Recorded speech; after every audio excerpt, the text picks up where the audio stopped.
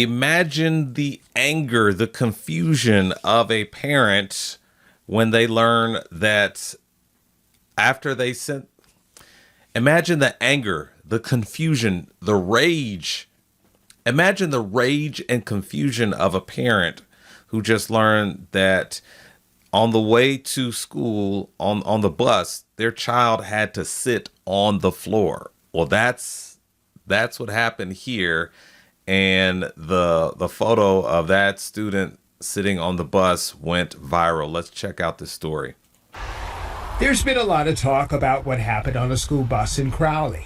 Michaela Lyons, who would only speak with us over the phone, says the bus in question came to their neighborhood Wednesday morning to pick up her son en route to school. And my son called me, and he's like, I seen him, like, just his face, and then he's like, Mom, you gotta call and figure something out because we're sitting on the floor. We're on like a bus with no seats. Before lunchtime, what her ninth grader described became a hot topic on a community Facebook page about Crowley ISD. So we're not identifying her son because of his age.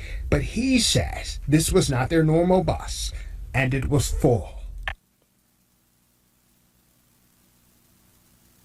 That's terrible. That's so dangerous. You see him sitting next to, it looks like the lift to help students who are in wheelchairs. I mean, imagine if there was a hard jolt or something and that came crashing down or whatever. That's awful. That's not safe. Seeing people sitting in the back, or the people that got on the bus before me, I saw them sitting down. I'm like, where's the rest of the seats? And I saw the ramp, and I'm just like, so we got to sit down on the floor. He says 4 students sat on the bus's floor.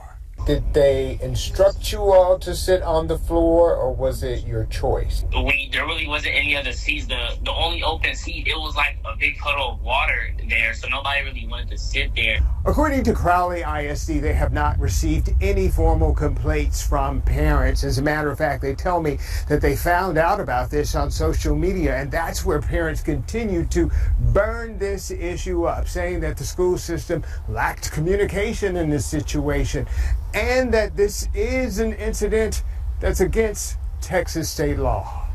Crowley ISD says it's aware of a social media post showing students sitting on the floor of a school bus, even though the 28-passenger bus had only 16 students on board with seats available.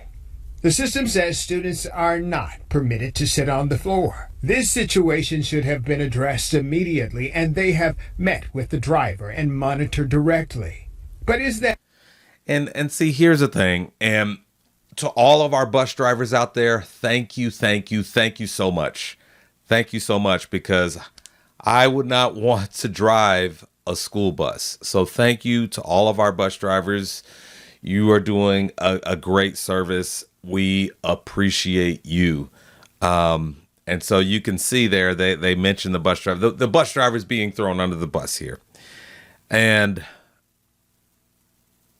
you know, I think that ideally, it's everyone's job, not just administration, not teachers, not just counselors. It's everyone's job to make sure that you're offering all students the best service that you possibly can. So yes, ideally, the bus drivers would be checking the bus before each of their shifts to make sure things are good.